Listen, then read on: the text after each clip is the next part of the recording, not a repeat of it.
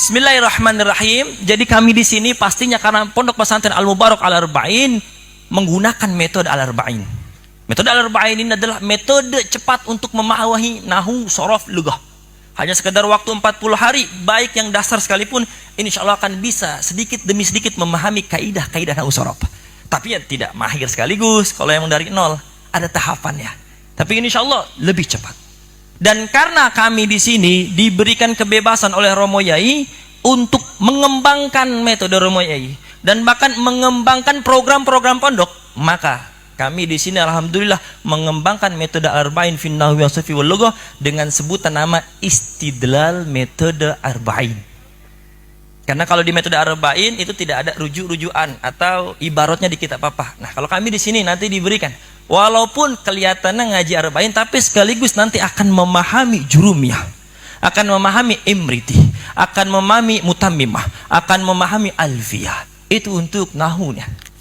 Dan begitu juga kami di sini tidak sekedar hanya nahu sorof, dipelajari ilmu-ilmu yang memang itu hukumnya fardu ain, wajib bagi setiap anak bapak ibu, dan bahkan wajib bagi bapak dan ibu. Wajibnya bagi bapak dan ibu tidak sekedar belajar, tapi mengajari anak bapak ibu. Kalau memang tidak sempat untuk mengajari, maka harusnya diantarkan kepada orang yang bisa mengajari atau yang mau mengajari. Apa itu ilmu yang sifatnya fardu ain? Di antaranya itu adalah ilmu fikih yang berkaitan dengan ibadah. Dan juga ilmu tajwid dalam mengamalkan, membaca Al-Quran. Apalagi ilmu akidah. Itu sangat-sangat wajib dan bahkan pertama kali ilmu yang harus dipelajari. Nah, ini nanti di sini Bapak Ibu bisa melihat sedikit presentasi apa yang sudah kami ajarkan di sini dan apa yang sudah mereka pahami di sini, dan bahkan Bapak Ibu bisa melihat secara lebih puas di Facebook. Kalau ini merasa kurang, nanti Ibu tinggal buka Facebook, tulis Santri Al-Mubarak Boyolali, muncul kabeh. Baik yang ganteng, yang cantik semuanya. Cocok juga mungkin buat bapak atau ibu yang pengen nyari mantu, pengen punya mantu santri, ya tinggal pilih. Alhamdulillah nih ada Dani. Senyum Dani. Dani ini santri asli Grogolan yang masya Allah masih sanggup bertahan ini. Ngantuk Dan? Indah. Sungguh-sungguh banget ini Bu. Doain semoga jadi kiai di Grogolan. Karena kalau saya memang pengennya nggak menetap sampai akhir di sini. Sebab di rumah juga punya pondok sendiri Bapak Ibu. Tapi karena Romo Yai belum nyuruh pulang, samin awatona gitu. Kami belum pulang. Tapi semoga suatu saat Allah izinkan untuk bisa pulang. Karena sebagaimana ibu aja atau bapak bisa kangen kalau saya pulang ke sana, begitu juga mereka bisa kangen dengan saya karena nggak pulang-pulang. Sallallahu Nabi Muhammad. Taib, coba kita pelajari dulu ilmu nahunya dan kita praktekkan menggunakan istidlal metode Arba'in fin nahwi was sarfi wal lughah. Bismillahirrahmanirrahim. Apa kalimah? Ada berapa kalimah? Sebutkan. Apa isim? Fi'il. Huruf. Isim ada? Sebutkan. Apa murab? Apa mabni? Fi'il ada? Sebutkan. Apa mabni? Apa murab? Huruf selama-lamanya.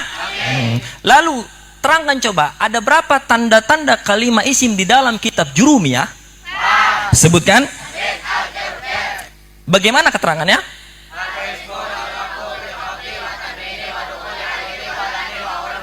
Kalau di dalam kitab Imriti terkumpul dalam bait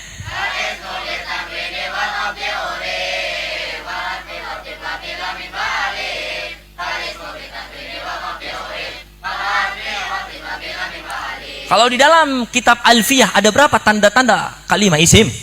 Sebutkan. Terkumpul dalam bait.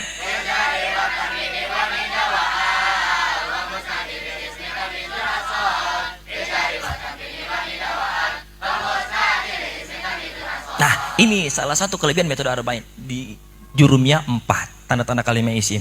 Imriti juga sama, karena itu nadoman yang gih-gih.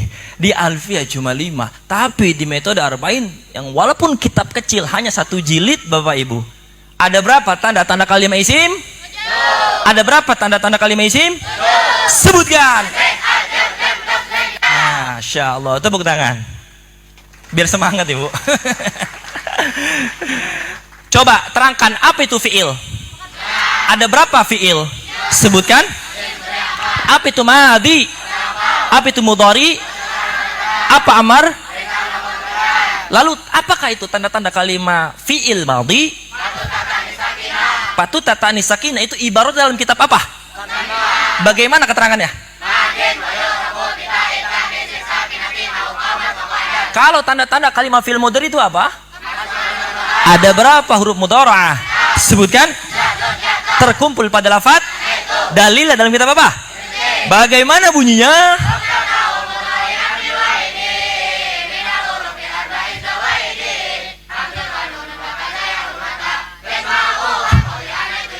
Kalau tanda-tanda kalimat fi'il amr itu apa? Keterangannya dalam kitab apa? Bagaimana?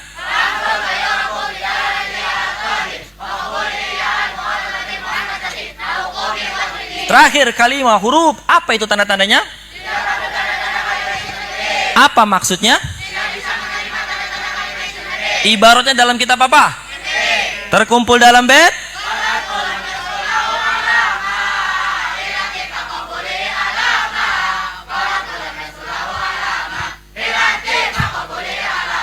Masya Allah. Coba, apabila kalimat itu murab, maka berarti memiliki?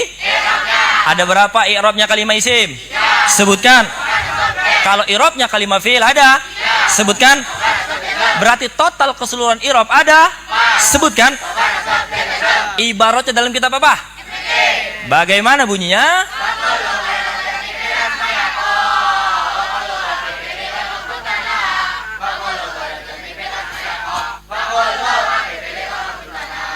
Lalu kalau isim-isim yang dibaca rofa ada berapa? Sebutkan.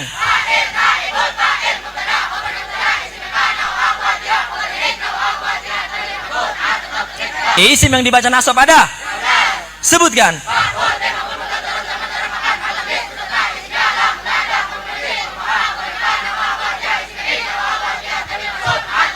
Isim yang dibaca jar ada? Sebutkan. Ibaratnya dalam kitab apa? Bagaimana bunyinya?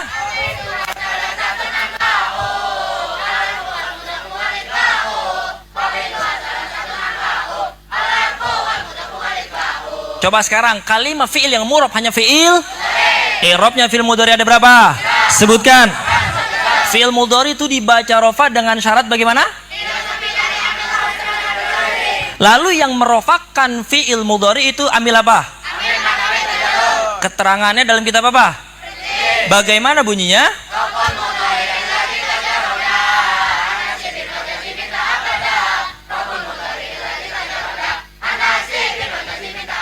Coba contohkan fi'il mudhari yang dibaca rofa. Yadribu qiyas.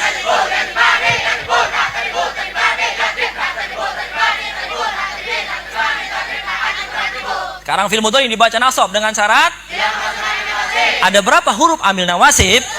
Dalil dalam kitab apa? Bagaimana bunyinya?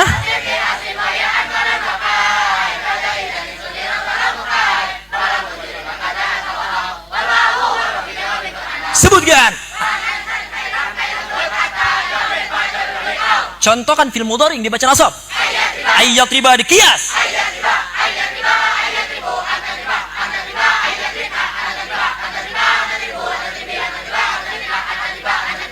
Terakhir, fi'il mudhari yang dibaca jazm dengan syarat. Ada berapa huruf amil jawazin? Sebutkan.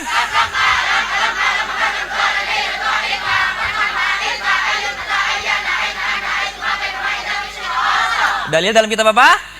Bagaimana bunyinya?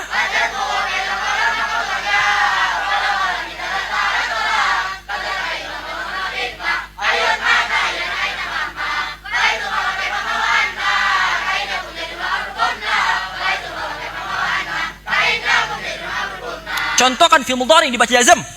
Lam yadrib qiyas.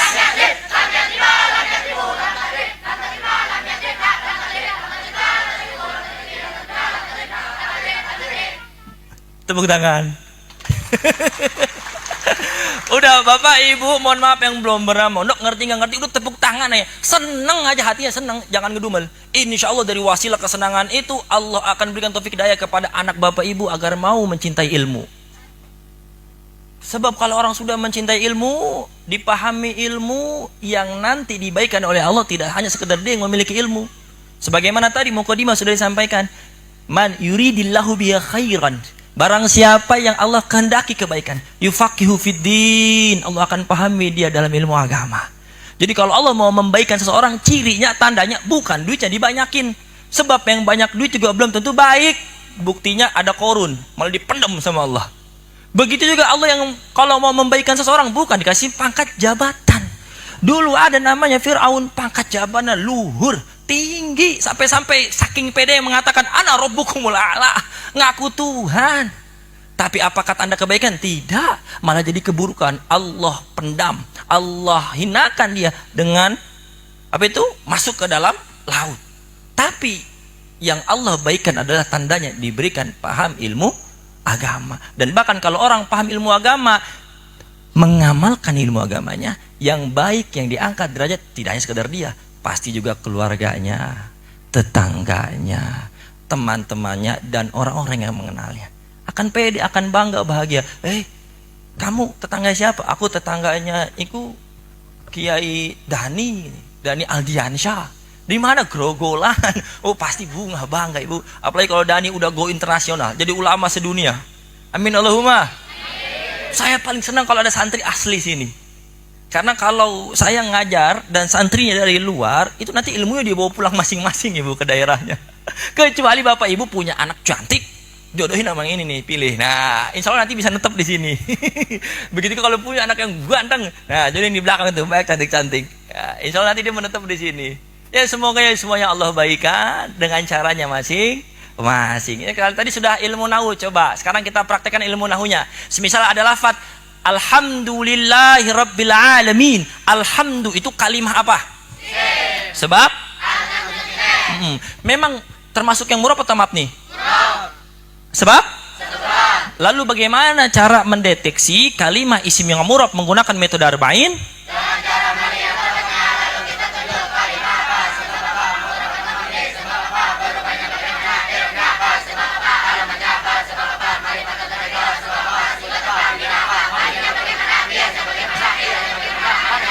Coba kita terapkan. Alhamdulillah itu kalimah apa? Sebab apa? Kenapa dikatakan al? Kenapa dikatakan musnad ilaih? Memang ada berapa musnad ilaih? Sebutkan.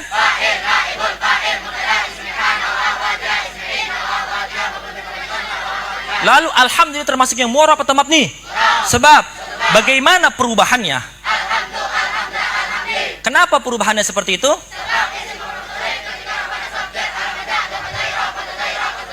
Isi mufrad munsharif ketika rofa nasab jar alamatnya dhamma fathah kasrah dhahirah, itu ibaratnya dalam kitab apa?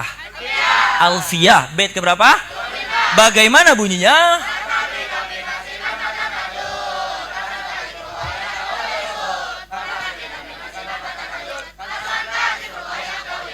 Lalu karena murab ini termasuk irobnya apa? Rofa. Sebab kenapa lafaz alhamdu menjadi mubtada? Kenapa dikatakan isim zahir? Kenapa dikatakan lahu khobar? Lalu yang mana khobarnya lafaz alhamdu? Alhamdu ini karena irobnya rofa, berarti dia memiliki alamat. Ada berapa alamatnya irob rofa? Sebutkan. Pada lafaz alhamdu alamatnya apa? Alamatnya apa? Sebab? Apa itu isim mufrad? Apa itu munsharif? Lalu pada lafaz alhamdu kenapa dikatakan munsharif? Masya Allah. Kalau sudah seperti ini bisa jawab dengan cepat Bapak Ibu. Ini akan menjadi bekal mereka pulang ke masyarakat mengajar ilmu dengan pede. Jadi mereka ini tidak sekedar hafal, tapi hafalnya benar-benar tingkatnya kuat. Karena memang yang ngajarnya saya semangat. Sampai keringetan berdiri terus muter jalan gitu. Ini nggak cuma pentas, bener Kiai. Nanti kalau ngajar juga begini, jalan satu-satu, yang ngantuk tutup palanya tung. Biar bangun, kadang disemprot. Terus saya yang penting biar bangun, biar semangat. Sebab ngajinya memang harus semangat. Kalau tidak semangat ngaji, positif santri akan semangat yang maksiat. Sebab hati seseorang tidak akan bisa condong terhadap dua hal. Pasti hanya salah satu. Kalau enggak taat, ya maksiat. Kalau nggak maksiat ya berarti taat. Semoga kita semua Allah berikan kenikmatan dalam taat dan diberikan rasa tidak menikmati maksiat. Amin ya rabbal. Lanjut coba terakhir ilmu nahunya. Ma'rifat atau nakiro? Alhamdulillah. Memang apa itu ma'rifat? Nakiro? Ada berapa isim-isim yang ma'rifat? Sebutkan.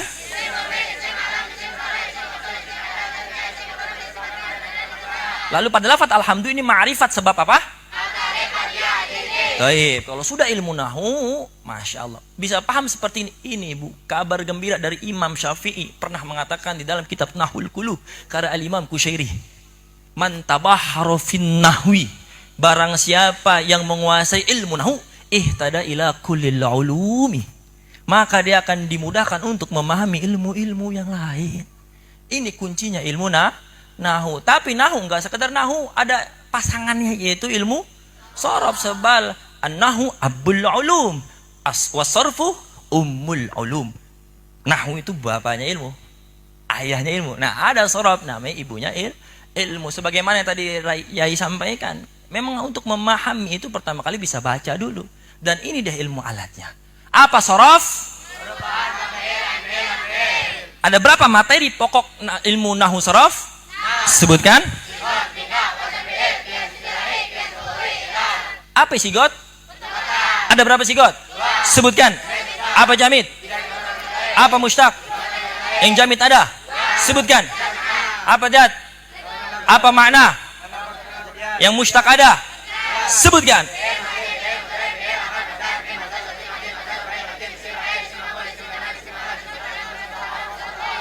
Lalu pada lafaz alhamdulillah ini sigotnya apa? Apa bina? Ada berapa bina? Terkumpul dalam bait.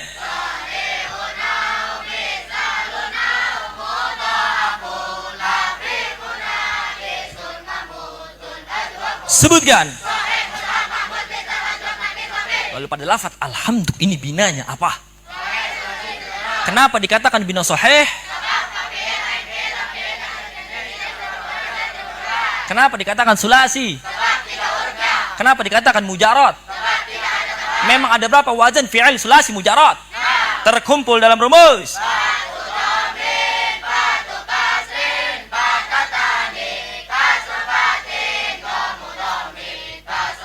Sebutkan. Pada lafaz alhamdulillah ini madinya apa? Mudhari'nya. Berarti ikut wazan apa? Fa'ila yaf'alu qiyas.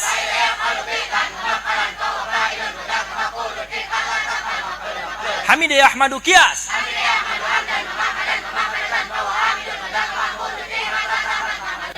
Terakhir alhamdulillah maknanya apa? Tuh, untuk memahami makna sampai sedalam itu sejauh itu. Enggak leras sebagai. Ini insya Allah ini ilmu sorof justru lebih bikin pusing. Tapi selancar ini mereka karena wasilah kesungguh-sungguhan dan memang doa orang tua serta dukungan dari semua yang ada di sini.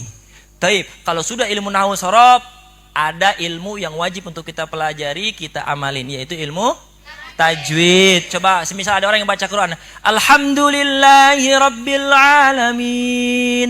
Alhamdulillah, ada berapa hukum tajwid? Sebutkan. Ada berapa hukum al? Sebutkan. Pada lafaz alhamdulillah itu kan al bertemu dengan ha. Itu hukum apa namanya? Apa ijhar? Apa al? Apa qamariyah? Coba terangkan bagaimana syaratnya hukum ijhar hal qamariyah? Memang ada berapa huruf qamariyah? Sebutkan. Terkumpul dalam lafaz. Coba contohkan hukum ijhar al-qamariyah. Kalian tahu apa itu makhrijul huruf? Ada berapa makhrijul huruf? Sebutkan. Apa al-jauf? Al-halqu? Al-lisan? Al-syafatain? Al-khaisum? Terkumpul dalam nadom.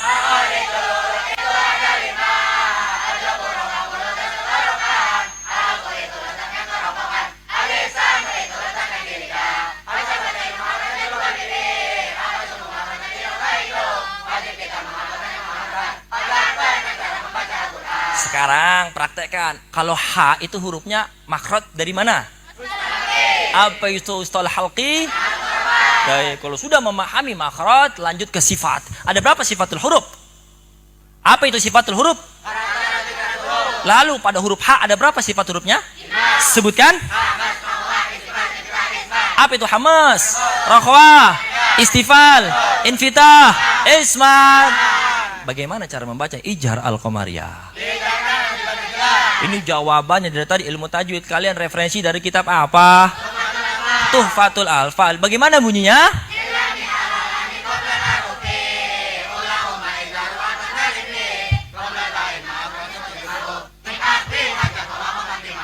Masya Allah. Ini metode namanya Al-Khulasu fi Ilmi Tajwid dari guru kami, salah satu muridnya juga Romo Yai Muharrar yang ada di cabang Pendingan. Jadi kami itu semuanya pakai metode dari sini. Nah, Surab yang pakai metode arba'in, dikembangin pakai istidlal, tajwidnya pakai al-khulasu fil tajwid, dan bahkan di sini ada fikih, kaidah fikih, dan juga ilmu akidahnya kami menyusun sendiri sedikit demi sedikit. Coba sekarang ada orang semisal baca Quran, Alhamdulillahirabbil alamin dalam keadaan berhadas kecil, boleh tidak? Boleh. Tapi kalau dia megang mushaf Al-Quran, boleh tidak? Orang yang punya hadas kecil, sholat boleh tidak? Lalu memang ada berapa perkara yang tidak diperbolehkan ketika sedang berhadas kecil? Sebutkan. Bagaimana cara menghilangkan hadas kecil? Insya Allah semua sepakat tahu dengan cara wudu. Tapi coba kalau nggak percaya, bapak ibu nih kalau yang bawa anak tanya anaknya, ada berapa fardunya wudu leh? Ono pinten fardunya wudu. Kalau nggak tahu dosa. Dosa itu. Yang dosa nggak cuma anaknya, bapak ibunya juga sama dosa. Karena itu mempelajarinya fardu ain. Ada berapa fardunya wudu? Sebutkan.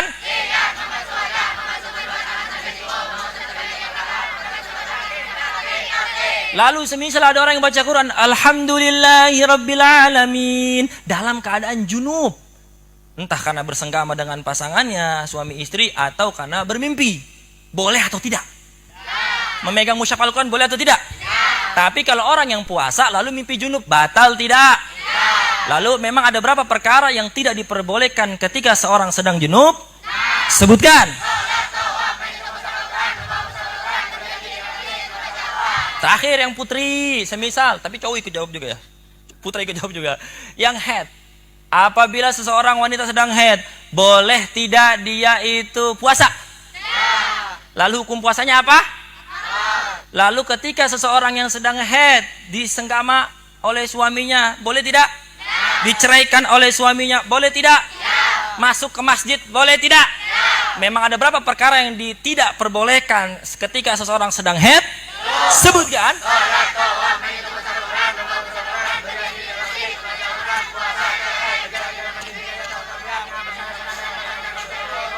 Lalu ada orang yang junub memiliki hadas besar. Ada orang yang haid memiliki hadas besar. Bagaimana cara menghilangkan hadas besarnya? Bagaimana cara mandi wajib? Ada berapa fardunya? Sebutkan. Di fardunya wudu ada niat. Terusnya juga di fardunya mandi ada niat. Memang apa sih pengertian tentang niat?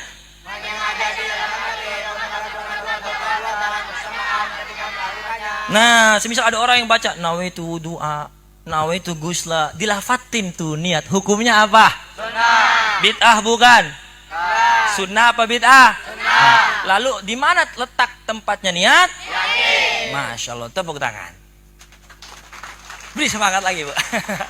Kalau sudah memahami fikih manual seperti ini, nanti kita ngambil dari matan, Matan Safina, Takrib, Qurratul Ain, pakai Yaqutun Nafis. Jadi setiap fikih manualnya wajib dihafal. Di sini kenapa mereka bisa tampil? Bukan di setting. Di setting begini, mana sempat ibu sehari, 2 hari, sebulan, 2 bulan, setahun, 2 tahun, mana sempat. Tapi mereka memang setiap selesai ngaji, selesai mereka paham, hafalin.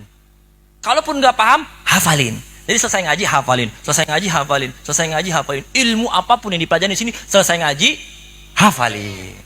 Tujuannya memang seperti tadi Romonya sampaikan. Kalau orang pengen paham pertama kali harus hafal. Harus hafal anak-anak itu. Apalagi yang dewasa. Coba praktekkan lagi. Kaidah fikihnya. Memang ada berapa macam pokok kaidah fikih? Sebutkan.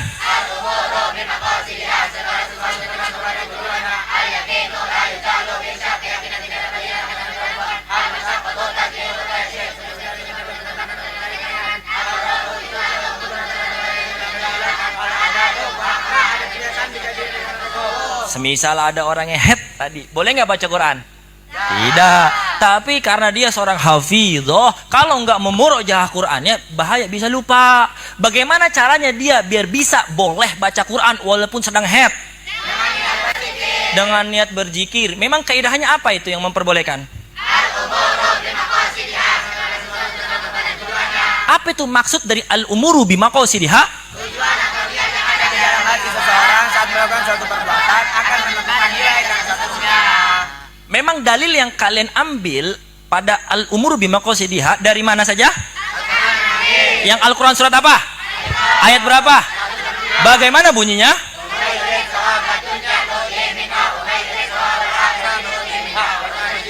Apa artinya?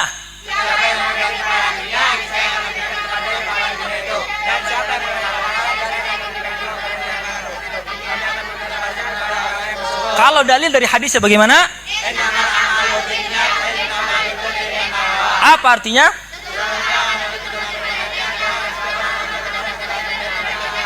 Masya Allah, kalau sudah seperti ini tinggal pondasinya dikuatin, yaitu ilmu akidah.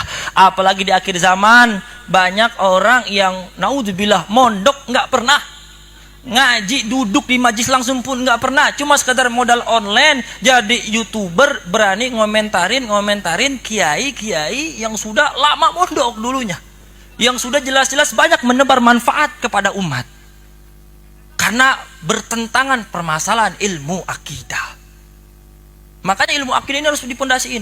Sebab kalau akidah kita tidak ditenarkan kembali, bahkan tidak dipelajari lagi, itu bahaya. Bisa tergiles sama akidah mujassimah, akidah musyabbihah, yang benar-benar itu mereka kelompok menjisimkan Allah atau menyerupakan Allah dengan makhluk. Makanya seperti contohnya dipraktekkan. Memang sifat Allah dan para rasulnya terbagi menjadi berapa, Kang? Sebutkan. Dalam akidah ahlu sunnah wal jamaah al-asyariyah wal maturidiyah, apa itu pengertian sifat wajib? Sifat yang harus ada dan akan tidak dapat menerima ketiadaannya. Apa itu sifat mustahil? Sifat yang tidak dapat diterima orang. Apa itu sifat jaiz? Sifat yang pertama bisa ada tidak ada. Kalau sifat wajib bagi Allah itu ada berapa? 20. Terkumpul dalam syair.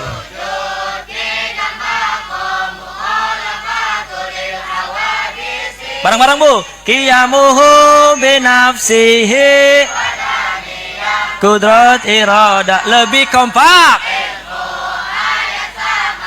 basar kalam, aliman hayan samian basiran,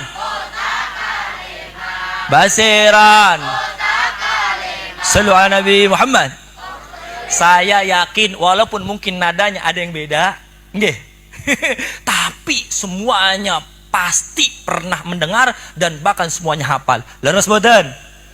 Cuma pertanyaannya, apakah paham apa itu wujud, dalilnya, akliyah, nakliyah, bahkan bagaimana keterangan menurut para ulama, bagaimana bantahan untuk orang-orang yang mujassimah seperti apa, bagaimana. Nah ini kami di sini dipelajari walaupun anak-anak, karena ini menjadi pondasi ahlu sunnah wal jamaah asy'ariyah nahdiyah.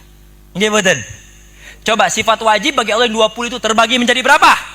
Sebutkan. Sifat nafsiyah, sifat qalbiyah, sifat ma'ani, sifat manawi. Apa sifat nafsiyah? Sifat yang menunjukkan adanya zat Allah. Apa itu sifat salbiyah? Sifat yang menunjukkan adanya zat Allah. Apa itu sifat ma'ani? Sifat yang ada pada zat Allah.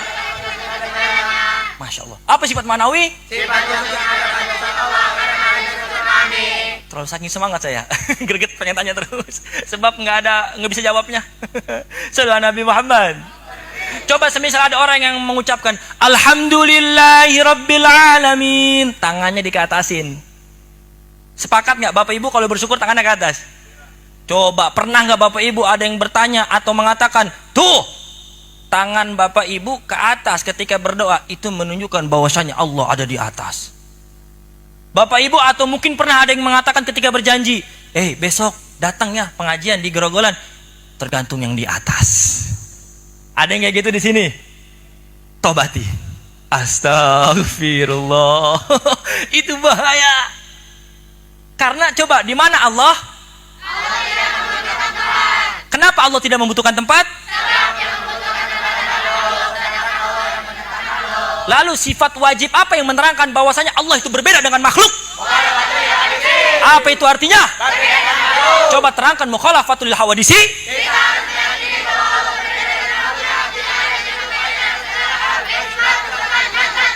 Bapak Ibu walaupun nggak paham, nggak dengar karena cepat, memang mohon maaf, ini saya sengaja saya suruh cepat.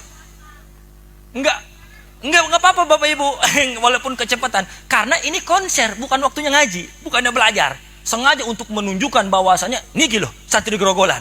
Kenapa kalau ngajinya gugar geger? Sebab memang metode seperti ini, biar mereka itu semangat. Kenapa tangannya gini-gini? Karena ini ada isyarah dari Romo Yai bahwasanya ada urat saraf menuju hati. Maka orang yang seperti ini itu menunjukkan cerminan dari hati. Kayak ibu-ibu lagi marah, misal ada suami yang mancing kelamaan. Kamu iki loh mas, mancing mulu. Mendino setiap hari pagi siang sore malam. Terus buatan Bu. Nah itu karena mewakili isi hati. Makanya kalau pengen cepet hafal, anak-anak santri di sini tuh begini-gini. Nah itu dia. Coba. Sifat mukhalafatul hawadisi dalilnya ada berapa? Apa saja? Dalil akli, coba kalian terangkan. Apa itu dalil akli? Kalau dalil nakli, coba kalian jelaskan tentang dalil akli sifat mukhalafatul hawadisi. Allah adalah pencipta segala sesuatu, sedangkan makhluk adalah yang dicipta. Pencipta yang diciptakan tidak bisa diciptakan. Makhluk terbatas oleh Allah, sedangkan Allah tidak terbatas oleh sifat mukhalafatul hawadisi menunjukkan perbedaan antara. Kalau dalil nakli dari mana diambilnya? Surat apa? Ayat berapa? Bagaimana bunyinya? Apa artinya? Semisal ada orang yang enggak ngaji akidah seperti ini, dipondasi dalil akli, dalil naklinya, maka mohon maaf berbahaya. Nanti ketika mereka membaca ayat-ayat mutasyabihat yang tidak mengikuti metode Asy'ariyah, yaitu tafwid dan ta'wil, bahaya. Otaknya bisa membayangkan tentang Allah. Semisal ada ayat yadullah, ngeler Kiai, Ar-Rahman al-Arsy istawa, ada wajhullah, nanti bisa dimaknai, setelah dimaknai terjemah bebas, tidak mengikuti pendapat ulama yang mata rantai keilmuannya sampai kepada Rasulullah, bisa diakal-akalin sendiri. Mentang-mentang masuk akal kok, masuk akal. Ya, agama kok diakal-akalin. Oh, akalmu belum tentu paham sesuai akal ulama. Leres boten. Ini yang banyak terjadi di akhir zaman. Orang-orang yang enggak ngaji tapi sejauh mungkin ngomong agama, apalagi masalah akidah, bahaya. Coba Kang, semisal Neng, ada orang yang membayangkan tentang zat Allah. Allah itu kayak begini, Allah itu begini, Allah ini duduk di atas aras, Allah itu punya tangan, punya kaki, punya wajah. Benar atau tidak? Lalu apa keterangan dari Imam Ahmad bagaimana orang yang membayangkan tentang Allah? Apa itu artinya? Apapun yang terlintas di pikiran kita tentang Allah, maka Allah berbeda dengan itu semua. Karena Allah itu mutassifah bijamil kamalat, Allah bersifat dengan segala-gala sifat kesempurnaan. Jadi akal kita nggak mampu untuk memahaminya. Oleh karena itu Bapak Ibu, ini adalah fondasi akidah Ahlussunnah wal Jamaah, dan juga semua keilmuan di sini benar nahdiyin tulen. Walaupun ya penampilan saya kayak gini pakai jubah, mohon maaf Bapak Ibu. Karena memang saya hobinya seperti ini, memang litabaruk kepada guru-guru saya banyak yang seperti ini, dan juga itiba li sunnati Nabi Muhammad sallallahu alaihi wasallam. Casing boleh beda, sing penting pondasinya sama. Terakhir coba mukhalafatul hawadisi, sifat mustahilnya apa? Apa arti mumalasatul hawadisi? Coba kalian terangkan apa itu? Masya Allah, beri tepuk tangan. Nah ini terakhir tepuk tangan ya Bapak Ibu. Sekali lagi tepuk tangan. Nanti dikira udah tepuk tangan, masih lanjut lagi enggak? Semoga manfaat barokah. Yang singkat walaupun kepanjangan sedikit ya, karena kemarin saya sudah dibilang Gus kemarin kepanjangan. Oh enggak punten. Ini saya kurang lebih setengah jam lewat dikit nggak tahu berapa ini. Tapi nggak apa-apa walaupun panjang seperti ini, semoga manfaat barokah. Karena memang momen ini cuma setahun sekali. Mohon maaf Bapak Ibu nggih, minta pengertiannya. Semoga semua yang ada di sini, yang hadir di sini, walaupun memang saat ini putra-putri ibu belum bisa memahami seperti mereka, suatu saat nanti Allah berikan pemahaman, sebab Allah berikan taufik hidayah untuk mereka semua. Amin ya rabbal alamin. Sekian dari kami, mohon maaf apabila ada ucapan, perkataan atau keilmuan yang tidak benar, mohon diberikan masukan. Assalamualaikum warahmatullahi wabarakatuh.